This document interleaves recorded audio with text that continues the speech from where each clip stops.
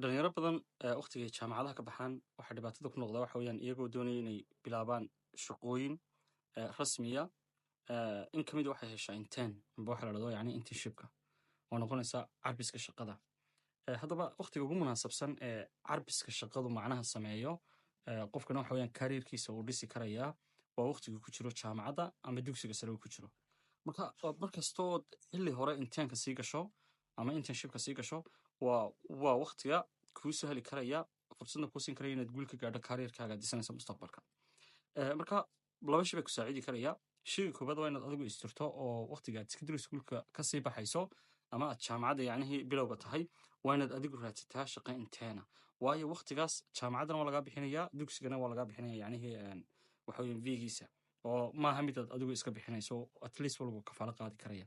laakiin waqtiga jaamacadda kasoo baxda haddii aad inteen yacni haddana dib u raadiso waqtina uu kaa geli karaa waxa weeyaan wax doonaysa inaad gaadhana laga yaaba kariirkaas dhisitaankiisuna waqti badan kugu qaado.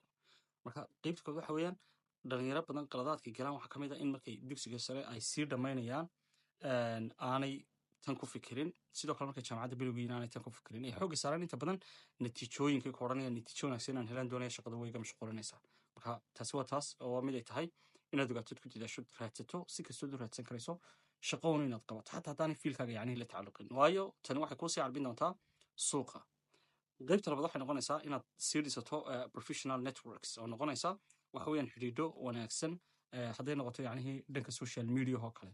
tusaalaano kale dhalinyaradu inta badan waqti lumis amba waxa weeyaan waxyaala mala yacni ku lumiyaan social media markay isticmaalaan intooda badan. laakiin tan waxaad ku dhisi karaysaa social media oo meel aad ka gaari karaysid dadkii aad ka heli lahayd waxa weeyaan shaqooyinka oo qof laga yaabo inaanad xafiis ka hesheen waxa laga yaaba inaad social media dhexdiisa aad ka heli karto then ay tani kuu sahli karto inaad fursad aad u hesho aad intaad waxa weeyaan kula xidhiidho deetana aad uga faa'iidaysato inay fursad shaqo ku siiyaan. marka labada qodob waa laba qodob anfacaya dhammaan ardayda ku jira jaamacadda bilowgeeda ama dugsiga sare sii dhammaynaya.